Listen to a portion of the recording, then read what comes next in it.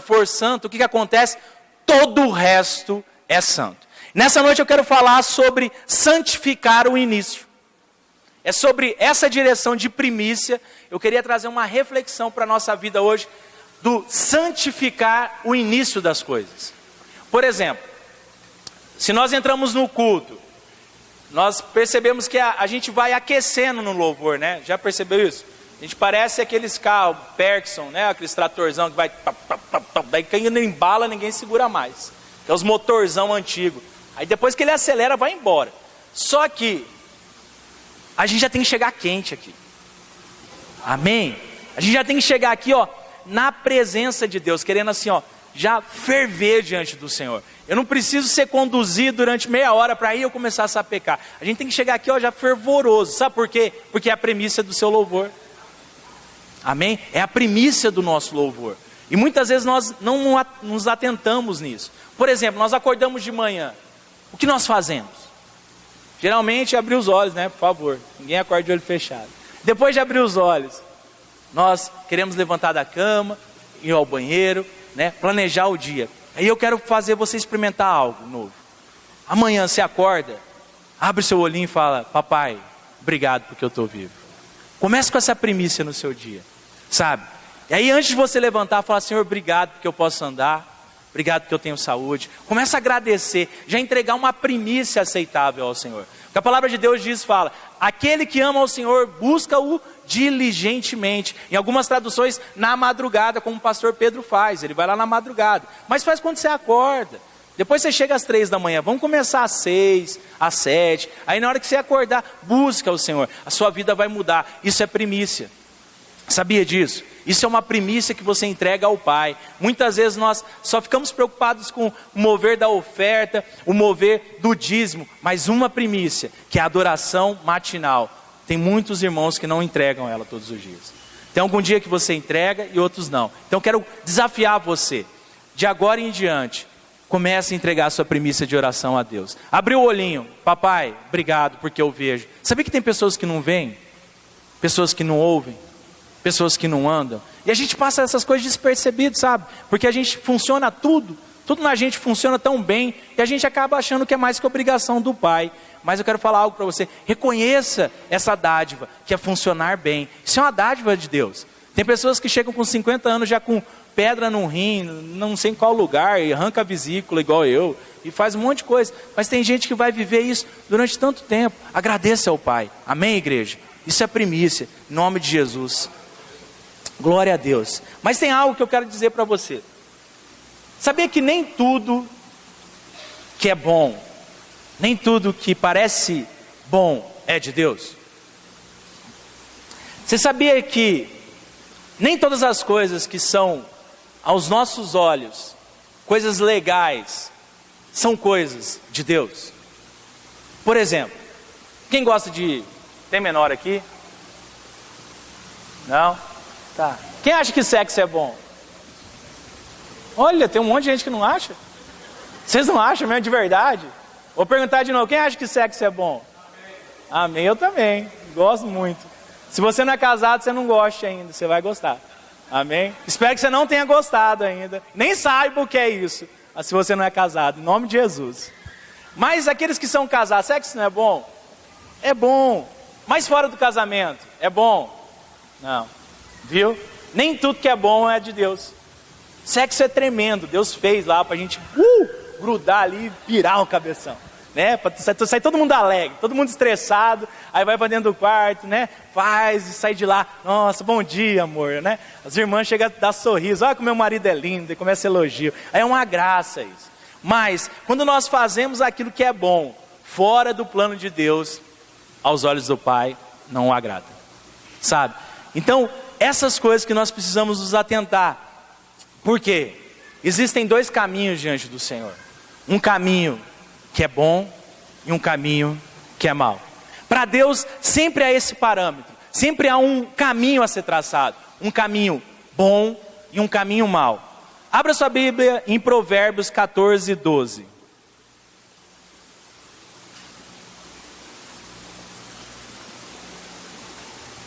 E só porque a Sandra falou que ia ter uma garrafinha d'água ali, parece que me dá mais sede ainda. Sandro, toda vez é você que vai pregar, pastor? Aham, então vou deixar uma jarrinha ali do lado. Eu falei, tá bom. Olha só, há um caminho que ao homem parece direito, mas o fim dele são os caminhos da morte. Então tem muita coisa que aos nossos olhos, parecem ser bons, mas aquele caminho vai nos levar à morte. Observe bem, quantas vezes você já buscou fazer algo que parecia bom, um emprego bom,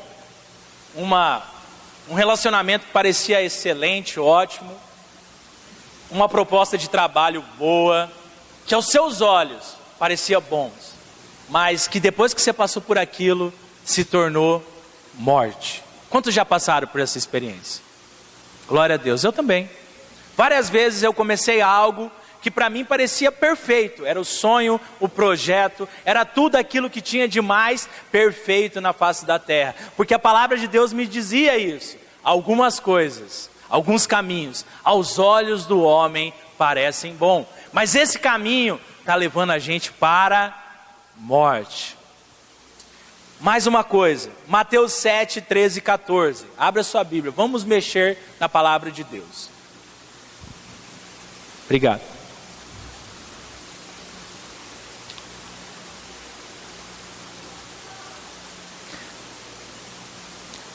O Senhor Jesus diz assim: larga é a porta e amplo o caminho que leva à perdição, e são muitos os que entram por ela. Como é estreita a porta e apertado o caminho que leva à vida. O problema é que quando a gente lê esse versículo, parece que esse versículo só é para o não crente. Parece que o crente não faz mais parte desse princípio. Parece que esse tipo de palavra são aqueles, nossa irmão, se você não se converter você vai para o inferno, né? Parece que é para aquele, nossa, aquele irmão no mundão, ixi, esse está nas portas largas, olha lá, vida de porta larga. A gente não, está no caminho estreito. Só que eu preciso dizer algo, tem muitos de nós que estamos nos caminhos das portas largas. Tem muitos de nós que não andamos no caminho estreito. E aí eu quero dizer algo para você, não é somente porque pecamos, não é só em questão a isso, é porque ainda não meditamos 100% na palavra de Deus. 100% os nossos olhos ainda não estão voltados para as Escrituras. Ainda nós tomamos atitudes, tomamos decisões diárias sem embasamento da palavra, sem embasamento bíblico. Nós fechamos negócios sem consultar a Deus, sem saber se aquilo é lícito ou se é ilícito. Eu me envolvo num relacionamento, e essa noite eu quero falar muito sobre relacionamento para você. Porque um dos maiores tropeços na vida dos irmãos se chama relacionamento. Principalmente na vida dos solteiros. Principalmente na vida dos solteiros. Porque eles sabem o que a palavra diz, mas fazem 100% fora. 100% fora. Aí Provérbios fala assim, há caminhos que parecem bons. Não é bom namorar? Oh, é uma beleza, dá uns amassos nas meninas, dou uns beijos, dou beijo de língua, e aperta, e gruda ali, e solta aqui, aí eu enjoo, puf, chuto pro gol, mano, passa outro e pega. Não é assim o projeto? O projeto do namoro é esse, sabia disso? O projeto do namoro não é para te abençoar, é para só te usar, ralar a sua embalagem, o mané do seu marido, ou a mané da sua esposa, pegar o resto dos outros. Se eu pegar um sorvete que dá uma lambida e falar, quer? Quem que vai querer chupar? Ninguém, mas a gente faz isso com o nosso próximo. Sabia disso? A gente lambe o sorvete e põe na boca do outro. Cara, credo, que nojo, mas é isso que a gente faz. Amém, igreja? Olha, só os casados falam amém. Os solteiros, silencia, pastor. Mas sabia? Porque isso é a raiz de muitas coisas. O que a palavra de Deus diz em Romanos? Se a primícia da massa não for santa, o resto vai ser podre. O resto não é santo. Só que a gente esquece desse detalhe. Nós pulamos essa etapa. Aí eu começo um negócio errado e quero que Deus me abençoe. Quantas vezes nós fazemos esse tipo de oração? Eu faço a coisa mais errada da face da terra. Aí eu me envolvo com o que eu não tenho que me envolver. Faço o que eu não devo fazer. Aí eu ajoelho. Não, Senhor, tua graça, me perdoa. Deus não é bobo. Deus não é bobo. Deus não está para fazer aquilo que nós fazemos. Deus não compactua com coisa errada. E aí, existe uma grande falha nos relacionamentos, que é o seguinte. Mas é o seguinte, vem cá, eu vou pegar a Jana lá, né, minha esposa. Aí eu vou, mas eu vou casar com ela. Então eu já vou gastar antes o negócio, né? Porque na hora que eu casar, já está tudo certo, né? Aí eu estou casado, está tudo certo. Eu botei a aliança lá, o pastor orou por mim, santificou a minha vida, está tudo ok. Quantos creem nisso? Que está tudo certo quando eu caso? Quantos? Faça assim com a sua mão. Amém. Não está. Para quem vai a conta do passado? Para quem vai a conta lá de trás? Deus liberou a conta quando você decidiu fazer errado? É isso que a gente erra, porque a gente não consulta a palavra de Deus. Aí Deus fala: eu sou Deus zeloso, que visita a maldade dos pais nos filhos até a 4ª geração. Aí acontece um efeito. Meu filho começa a andar fora dos caminhos do Senhor. Aí eu pago um tempo de oração e de jejum e Deus não me ouve. Lógico, você já se arrependeu do seu passado? Você já entregou isso diante do Senhor? Ou o Senhor é obrigado a conviver com esse pecado? Entende? Onde a gente brinca com o pai. Nós começamos um negócio de maneira errada. Nós começamos um contrato de maneira errada, passando a perna ou usurpando de alguém. E depois o Senhor tem que abençoar a minha empresa. Sabe o quanto a primícia é importante? Quando nós falamos de primícia, como o princípio do primeiro santifica toda a massa. Sabe? É isso que nós precisamos entrar diante do Senhor. Porque sem santidade é impossível ver a Deus. Sem fé não agrada a Deus. Agora, sem santidade não vê ao Senhor. Então, por muitas vezes a gente fala: Senhor, eu quero te ver. E canto que louvor, quero te ver, quero te tocar. Meu irmão, se não tiver santo, você não vai ver nada. Você não vai ver nenhuma fagulha de Deus. Você não vai ver nem a presença do Senhor. Não vai nem sentir ela. E aí vai ser somente emoção. Porque Deus não habita naquilo que é errado.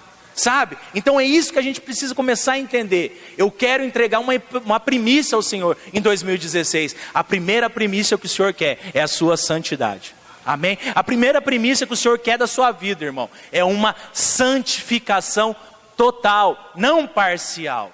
Porque Ele fala: se o início da massa for santa, todo será santo. Quem quer ser santo em 2016? Aleluia. Então é necessário que nós santificarmos isso. Provérbios 3, 13 e 18. Como é feliz o homem que acha sabedoria. Nada do que você passa desejar se compara a ela. Nada que você possa desejar se compara a ela. Na mão direita, a sabedoria lhe garante a vida longa. Na mão esquerda, riquezas e honra. Os caminhos da sabedoria são caminhos agradáveis, e todas as suas veredas são paz. A sabedoria é a árvore que dá vida a quem a abraça. Quem a ela se apega será abençoado. Entenda o que ele diz: a sabedoria é tudo que conduz a nossa vida. A sabedoria é algo que há de mais importante na face da terra, porque ele fala que da mão esquerda te dá paz e honra, e na sua mão direita Ele te dá riqueza, sabe? Então é um pacote completo. A sabedoria te dá um pacote completo. Mas o que é a sabedoria? O que é a sabedoria? O que Salomão pediu a Deus? Sabedoria. Sabedoria para quê? Discernir o que é bem e o que é mal. Sabedoria é você poder olhar uma situação, uma circunstância, e poder olhar com seus olhos espirituais e avaliar: isso não é bom, isso parece bom, mas isso não é bom. Nossa, isso é mal, e é mal mesmo. Mas é o tempo, é aquilo que o Espírito Santo precisa mostrar para você. Fala: olha só, isso é honroso de você fazer, faça que eu estou com você. Mas tem muita coisa que parece bom, que para Deus não é. E quando nós não entendemos essas coisas, nós entramos num caminho da maldade. Não porque somos maus, mas porque decidimos trilhar sem a sabedoria divina. E aí eu penso: pastor, como que eu olho essa sabedoria? Como eu entendo essa sabedoria? Na santa palavra de Deus. Muitas vezes nós queremos relutar com a palavra de Deus, nós queremos acrescentar coisas, e a palavra de Deus diz, maldito é aquele que acrescentar uma vírgula e um tio. Aí sabe o que nós, que estudamos a Bíblia, fazemos? Ficamos procurando coisas que foram dentro da Bíblia, mas o que o Espírito estava falando, não acrescente nada que não é santo na sua vida. E nós acrescentamos essas coisas. Nós queremos tirar uma vírgula, mas essa vírgula não existia, ou essa palavra não existia. Mas o que Deus estava preocupado, qual é o princípio que você adicionou para a sua vida? Porque hoje o mundo moderno adiciona quase 90% de um princípio que não é bíblico. E sabe o que eu faço? Não, mas veja bem, é porque não era isso que Deus queria dizer. Irmão, era isso sim que Deus queria dizer. Deus não mudou uma vírgula, Ele falou, sou Deus e não mudo. Eu não mudo. Deus é o mesmo ontem, hoje e sempre. Ele não vai compactuar com aquilo que nós inventamos. Amém? Então o que eu preciso fazer? Eu preciso olhar para a minha vida. Eu preciso olhar e falar, Senhor, o que eu faço que não é bíblico? Quanto você já fez essa avaliação? Não fazemos. Não fazemos. Nós vivemos de acordo com circunstância. Derruba um copo, eu pego o copo. Eu perco o emprego, oro por emprego. Meu casamento está ruim, eu oro pelo meu casamento, faço curso de casais, faço aliança, faço um caramba 4. Mas e o princípio? Eu olhei se meu casamento está forjado na palavra de Deus. Eu busquei essa revelação. Eu busquei a revelação para as minhas coisas, elas estão pautadas na vontade do Senhor. Será que eu tenho visto isso? Igreja do Senhor, você tem visto isso? Ou você tem vivido a vida dia após dia, porque tua graça me basta. E minha graça de Deus pode todas as coisas. Porque maior é aquele que está em nós do que está no mundo. Versículo decorado sem vida para nós. Versículo que nós só falamos por falar. Parecemos papagaios, profetizando a palavra do Senhor. Sabe? Mas é momento da gente poder fazer o quê? Confrontar a nossa vida. Confrontar a nossa atitude. Será que eu estou exercendo um sacerdócio de homem dentro da minha casa? Será que eu estou sendo uma mulher sábia dentro da minha casa? Será que eu sou a mulher do Provérbios 31? Eu pergunto para um monte de irmã, você lê Provérbios 31? Ah, não, né, pastor? Lá é só para os homens. Pô, é para vocês. E a parte que vocês menos meditam. Se eu fosse mulher, eu pegava aquela passagem lá e debruçava minha cabeça e batia até entrar. Falou, Senhor, eu quero ser essa mulher. Aí eu vou falar por quê para você? Porque ela falava que ela tinha empregadas. Quantos tem mais que 2 empregadas em casa aqui? Está vendo? Por isso que a gente não vive o melhor da palavra. Ele falava que ela daria ordem às empregados. Essa mulher era tão abençoada que ela tinha alguém muito grande para servir ela, pessoas para servir ela. Mas por que hoje as mulheres se ralam lá em casa e ralam e se cansam no trabalhar? Porque nós não meditamos naquilo que vai trazer vida para nós. Nós não estamos preocupados com aquilo que vai trazer vida, nós estamos preocupados com aquilo que traz benefício e não vida. Parece perto, mas não é. Parece bom, mas não é. Quantos de vocês gostariam de ter empregados aqui? Glória a Deus, medita Provérbios 31, irmã. Vê o que aquela abençoada faz. Fala, Senhor, me dá essa revelação dessa mulher. Eu quero ser essa mulher. Essa é a referência de mulher que eu quero ser. Peça isso ao Senhor. Pratique essa revelação e colhe o melhor dessa terra. Mas nós queremos fazer isso? Não, porque parece bom eu ter só uma empregada. Parece bom eu trabalhar fora, parece bom isso ou aquilo, mas o que a palavra de Deus diz para você, dará ordem às suas empregadas. Quem quer dar ordem à empregada? Viva o princípio de Deus, amém? E da mesma forma os homens, os nossos varões. Nossa, quando fala essa palavra varão, chega até a engrossar a voz, estufa o peito e fala, eita, sou varão, varão valoroso, sou eu mesmo. Só que o varão, ele tem um princípio para ele ser santo. Ele tem um princípio que Deus determinou sobre a vida dele. E cada dia mais nós vemos os homens desviados do princípio de Deus. Cada vez mais os homens querem ser autoridade dentro de casa, mas na base da bolacha, na base da pressão, do erguer voz, no falar grosso. Mulher faz isso e faz aquilo, me respeita, pô, eu quero que você faça isso. Ei, um princípio de sacerdócio diz que quando você é cabeça, o corpo inteiro vem embaixo de você. Você não precisa erguer sua voz, filho. Você não precisa exigir nada. Mas nós buscamos a revelação. Quantos homens, honestamente, têm a preocupação durante a semana de abrir a Bíblia? Senhor, me mostra meu sacerdócio. Quantos fazem isso? Triste realidade nossa. Por isso que nós não temos mais homens forjados no caráter de Deus. Nós temos homens forjados no mundo. Homens que andam segundo o curso do mundo, segundo o padrão mundano, segundo aquilo que é determinado, mas não segundo a palavra de Deus. Eu quero lembrar para você algo. Quando o Senhor criou o homem, a primeira coisa que Ele falou para Adão: cuida e guarda. Cuida e guarda. Aí, eu já sofri desse mal. Estou falando de mim, tá, irmãos? Quando eu falo de mim. Ah, mas eu preciso da Jana, porque é a Jana que tem que arrumar minhas coisas. Balela. Adão deu nome para todos os animais, sabia de cor e salteado. Nome do animal, das árvores, dos frutos. Adão sabia dar conta do recado sozinho. Aí, mas parece que, mas eu não dou conta de fazer isso. Balela, falta de revelação. Aí eu preciso o quê? Sacrificar a minha esposa, que na verdade só era minha ajudadora. Em outras coisas, não em organizar aquilo que Deus me deu para cuidar. Sabe? O domínio da sua casa é seu, varão. O domínio da sua família é seu. Quem cobra sua mulher de oração é você. Quem abençoa seus filhos são vocês. Quem tem que levar filho, participar de conselho de pai na escola é homem, não é mulher. Porque na hora que alguém afligir sua filha na fora da escola, aí você vai vir machão. Vai querer matar, tirar o 38, dar tiro. Mas quando você cuidou e exerceu o sacerdócio na sua casa?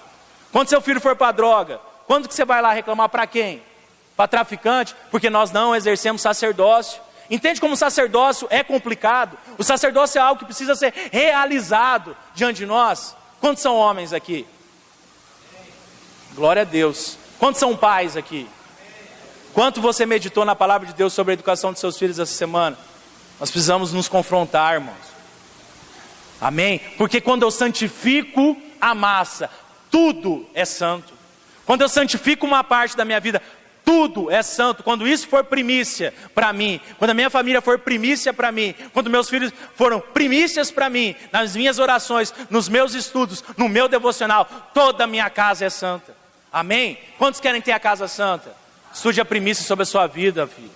Você não precisa saber de tantas coisas espirituais. Seja somente um bom marido, porque o seu testemunho impacta todo o seu bairro. Aí eles vão ver como que você procede com a sua mulher, um cara cuidadoso, um cara zeloso, que dá honra para a mulher como vaso mais frágil, que não é áspero, que não é ríspido, que ama a sua esposa, que vê lá a coitada esfregando no chão lá, não é capaz nem de se compadecer, passa ainda pisa onde que a mulher está limpando. Pô, abre o olho, varão, acorda, homem de Deus. Pô, onde que a gente está vivendo, cara? Aí a gente arrebenta a nossa mulher depois que quer sair com Barbie. Aí as mulheres tudo estouradas, com as unhas tudo destruídas. Mano, se arruma para sair, hein? Ô, vamos acordar, irmãos. Vocês amam sua esposa? Então ajuda ela, filho. Ajuda ela, pelo menos no zelo. É possível?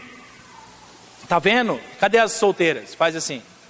Presta bem atenção com quem vocês estão querendo casar. Já aviso vocês. Porque se o começo começar errado, no meio, filho, não tem conserto. Cadê os homens solteiros? Tá bem? Ó, menos. Tem muita mulher solteira, hein? Preste atenção nas irmãs que vocês estão pleiteando casar. Preste atenção no comportamento dela. Você acha que vai mudar? Não muda. Preciso falar isso para você. Não muda. Nem homem nem mulher muda. Piora. Porque nós soltamos o ar da sedução. Já viu o ar da sedução? É aquele que você arruma, você é educado, abre a porta do carro, meteu a aliança no segundo mês, abre a porta aí, mulher, pega os filhos. Você é filho, isso é pegadinha do malandro. Por isso que Deus não está no namoro. Porque Deus não está no namoro. Porque se Deus estivesse no namoro, nessas horas, na hora que você vai fazer o que um casal deveria fazer casado, aí você esquece de tudo, porque você sai de lá extasiado, né? Aliviado. Aí você não lembra dos defeitos e essas falhas. E essa falha vai acompanhar você o resto da sua vida. Ou você está pensando em casar para separar? Entende quando a primícia é importante? Estudem a primícia sobre a vida de vocês. Amém? Amém. Glória a Deus. Hebreus 5:11.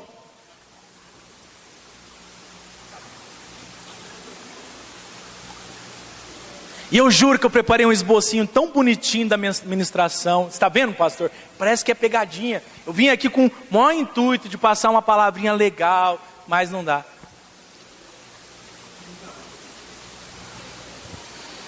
Misericórdia, como diz a Camila, Senhor. Hebreus 5, 11, 12 e 14. Temos muito que dizer, porquanto vos tornastes tardios em ouvir. Porque, devendo já ser mestre em razão do tempo, ainda necessitais de que vos torne a ensinar os princípios elementares dos oráculos de Deus. E vos haveis feito tais que precisais de leite e não de alimento sólido. 14. Mas o alimento sólido é para os adultos, os quais têm, pela prática, as faculdades exercitadas para discernir tanto o bem como o mal.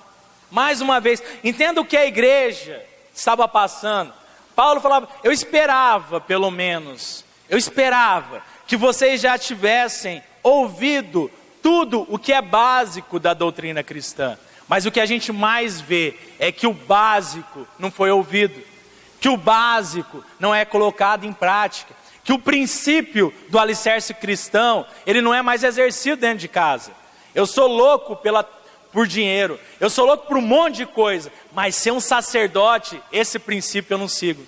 Ser a mulher que edifica a casa, esse princípio eu não quero. Ter uma relação abençoada diante do Senhor, isso não é para mim. Para mim são o que eu vou ganhar com Jesus, o que eu vou ganhar com Deus. E aí ele fala, eu espero que vocês não sejam tardios em ouvir. Sabe o que é tardio em ouvir? Talvez você passe um longo tempo sem entender nada dentro da igreja, porque você não quer. Porque o ouvir não é um espírito que te atrapalha de ouvir, é o seu coração que não deseja aquilo que é santo. É o seu coração que não deseja a massa santa. Você deseja o benefício do evangelho, porque é legal vir para a igreja, é bacana ser crente, porque é politicamente correto, essa é a palavra. Bonita essa palavra, a gente ouviu bastante semana retrasada. Ser politicamente correto, nós viemos assim. Presta atenção no crente politicamente correto. Pastor, eu queria aceitar Jesus. Ô filho, que bom, mas sabe o que é? Eu tenho um problema na minha área sexual. Não, lá na frente a gente resolve isso. Isso é ser politicamente correto. Senhor Jesus falava, abandona essa vida, entendeu? Se arrependa e não peques mais. Nós não podemos mais ser politicamente corretos. Nós não podemos ver o pecado dentro da nossa porta, na nossa frente, e achar que a graça do Senhor cobre essas coisas. Não colocará o Senhor Deus à prova. Não coloque o Senhor Deus à prova. Deus não é brinquedo de ninguém. E nós fazemos isso todos os dias com o nosso Deus, porque nós já temos consciência, mas praticamos errado. Aí vem o assunto. Mas sabe, pastor, eu não consigo resistir agora que a gente entrou pelo cano. Você sabe o que é graça? O que é graça? Favor imerecido. O que é favor imerecido? Vem a segunda pergunta. E agora eu quero a resposta dos crentes. Graça é um favor imerecido. Imerecido foi o poder de Deus que a gente recebeu. Porque através da graça eu consigo resistir todo o pecado. A graça foi feita para eu lutar e resistir e subjugar o pecado debaixo da sola dos meus pés. É para isso que é a graça. A graça não é para eu viver tropeçando e o Senhor me perdoar de todas as coisas. Isso é mentira do mundo. Acha isso na Bíblia e me mostra. Acha na Bíblia que fala que tudo aquilo que você peca é perdoado de forma consciente. Acha para mim e me mostra. Eu desafio você a me mostrar. A graça é para que você subjugue o pecado. A graça é poder de Deus, é manifestação da glória do Filho. O Senhor Jesus era a graça, por isso não pecou, porque Ele tinha poder para pisar no pecado. Acorda, igreja do Senhor, a graça está sobre a sua vida, mas para você subjugar o pecado, para que o pecado não assole a sua casa, para que você não seja vítima de você mesmo. Quando Paulo olha em Romanos, ele fala, portanto agora, nenhuma condenação há sobre mim, porque eu ando pela graça, pelo poder de Deus. Então o pecado que antes eu não dominava, mas graça ao Senhor Jesus, hoje nenhuma condenação há, porque eu domino, amém? O pecado que está sobre a sua porta, é você que domina. O pecado que você fala que não resiste, é você que não quer mudar. Eu preciso falar isso para você, porque você já foi liberto quando você recebeu o Senhor Jesus. Já houve oração com imposição de mãos. Já houve um manifestar das entidades que talvez te amarravam, te aprisionavam. Sabe por que você não muda? Porque você não quer. Porque nós somos ainda tardios no ouvir o que a palavra diz. Você tem graça? Resista ao pecado. Você tem graça? Subjugue o pecado sobre a sua vida. E santifique toda a massa. Glória a Deus. Amém. Mateus 15 diz, 11:15. Aqueles que têm ouvidos, ouça. Jesus falou isso um monte de vezes. Você que tem ouvido, ouça. Apocalipse, aquele que tem ouvido, ouça o que o Espírito de Deus diz às igrejas. Ele fala, você que andava num caminho torto, não ande mais. Ele não falou para você orar, ele não falou para você entrar em batalha espiritual, ele não falou nada. Mude a sua atitude, simplesmente desvie o seu caminho. Mude o seu pé de onde você tem pisado. Sai da esquerda e vai para a direita. Sai do caminho que parece bom e vai para o caminho de excelência. Amém? Quantos querem andar no caminho de excelência aqui? Glória a Deus pela sua vida. Glória a Deus pela sua vida. Existe uma diferença de conhecimento e de revelação. Vou cuidar o horário que eu fiz uma promessa e promessa cumprida. Só um sabe, já sabe disso. Glória a Deus. Existe uma diferença entre conhecimento e revelação. Você sabia disso? Quantos conhecem a palavra de Deus aqui? Mas se você quiser... irmão, vocês estão com sono? Não? Estão com sono? Não? Então vamos se alegrar no Pai. A gente falou, o Senhor Jesus está aqui. Quando já... Ô vida, ó céus, virando antes estão morrendo. Quantos conhecem a palavra de Deus aqui? Aê, glória a Deus, aleluia, louvado seja o Senhor. Aí vem uma diferença, conhecimento e revelação. O Senhor Jesus chegou para os discípulos e fez uma pergunta. O que eles dizem quem eu sou? Qual foi a resposta dos caras? Uns falam que você é Elias, uns falam que você é dos profetas, outros falam que você é João Batista, outros falam isso, outros fazem aquilo. Aí vem a parte boa. Como que a gente é o mesmo crente desses caras? O que você acha dessa coisa? Aí o que a gente vai lá? No Pai Google. Um estúdiozinho lá. Um estudo acerca de algo. Aí nós ministramos sobre um estudo do Google. Doido isso. Sobre revelação que não está na palavra de Deus. O que você acha de tal coisa? Eu não sei, cara, olha na palavra de Deus. Qual que é a sua dúvida? Sobre festas, sobre isso, sobre aquilo? Procura na Bíblia. Observe o que você tem comemorado, o que você tem deixado de comemorar. Observe na Bíblia. Porque é engraçado a gente levantar a bandeira, uns a favor do Natal, outros contra o Natal. Eu não vou entrar nesse mérito nessa noite. Mas procura a Escritura, eu falo para você. Te convido a procurar a palavra na Escritura. E ver o que Deus fala disso, filho. Não fica se torturando. Mas tem uma teologia que fala, olha na Bíblia, cara. Olha lá, vai estar lá escrito, não está, avalia, porque toda boa dádiva procede do alto. E tudo que é do alto está na Bíblia.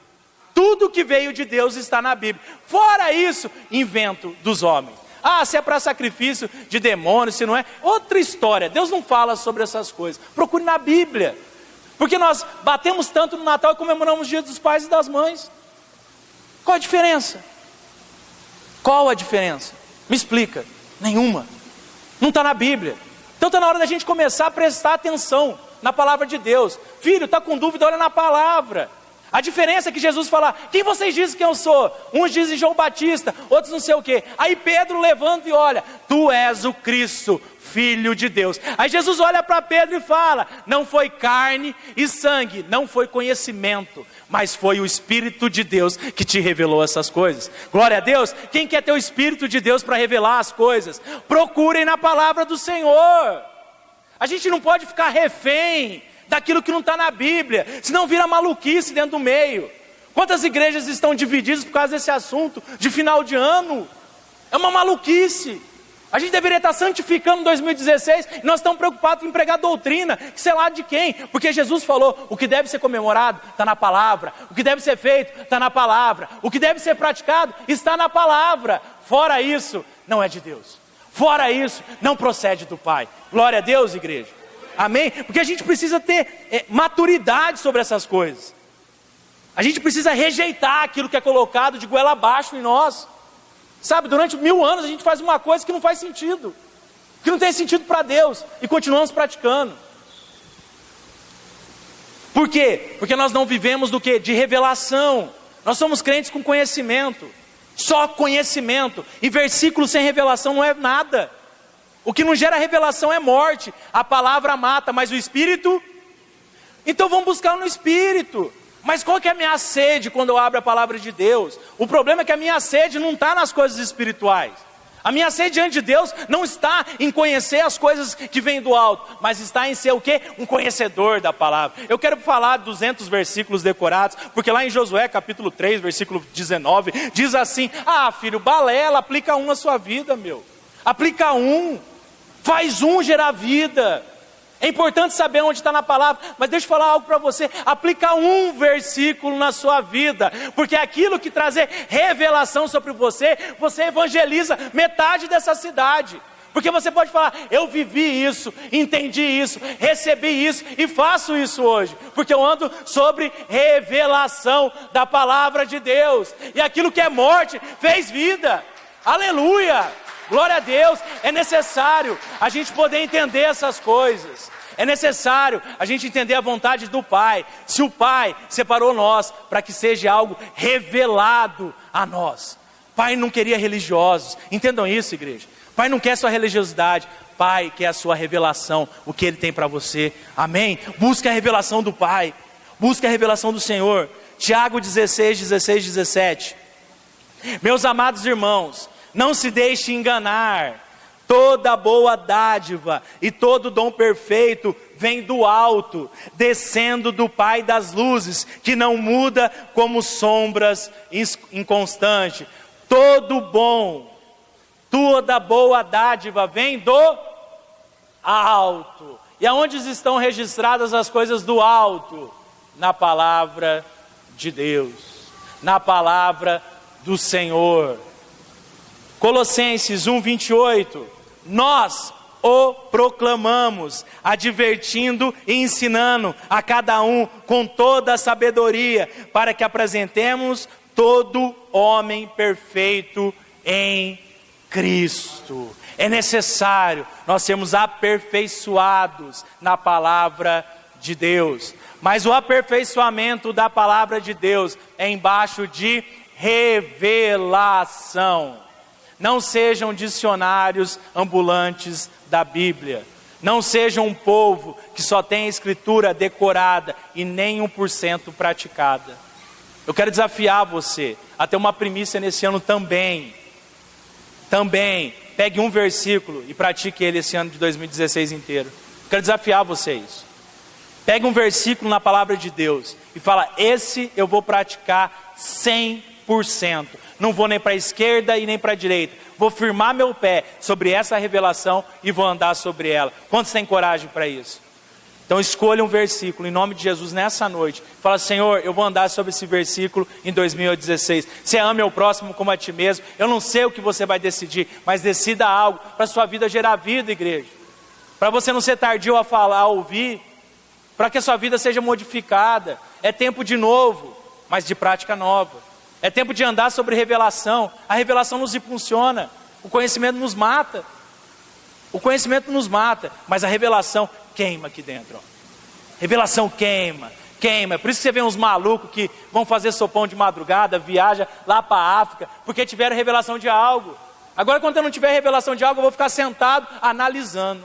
Ah, essa palavra não foi boa. Sabe, esse culto passado não gostei. Ah, aquela palavra lá, conhecimento, filho. Você não gosta do conhecimento. Agora, se você gostar da revelação, tudo gera vida em você. Amém? Glória a Deus. E a palavra nos exorta a ser como o povo de Bereia. Abre aí Atos 17.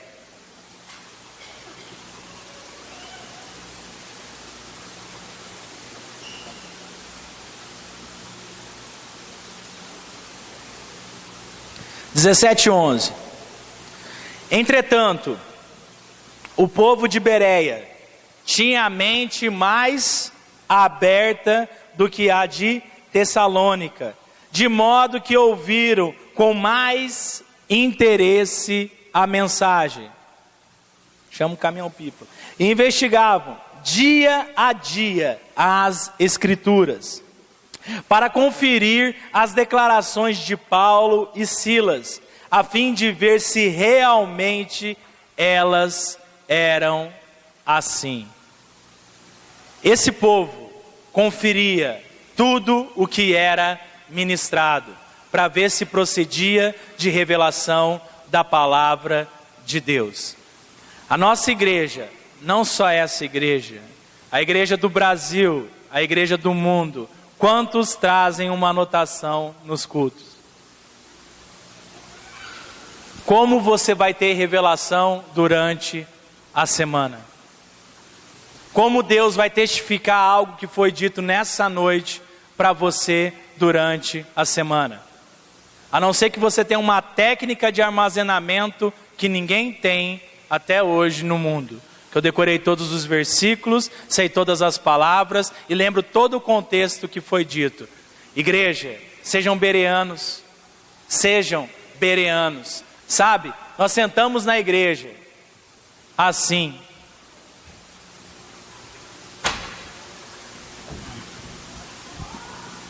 para ouvir a palavra do Senhor.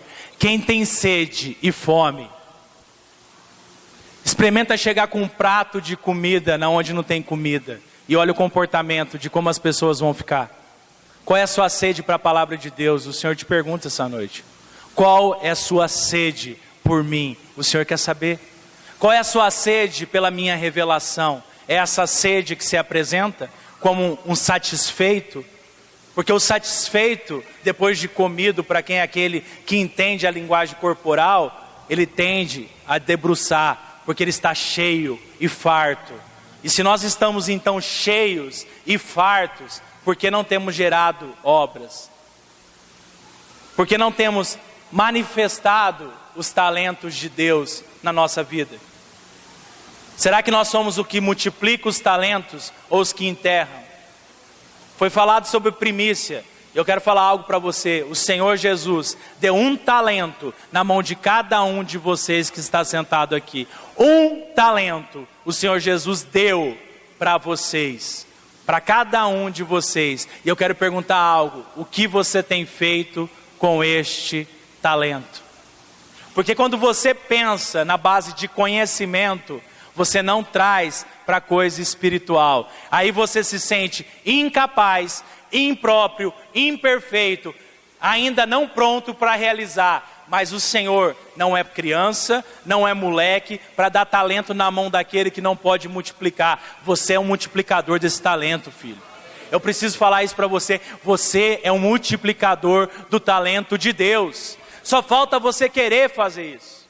Só falta você querer avançar para essas coisas. Só falta você desejar colocar o seu talento para que ele seja multiplicado, porque o Senhor Jesus confiou na sua vida. Você sabia disso?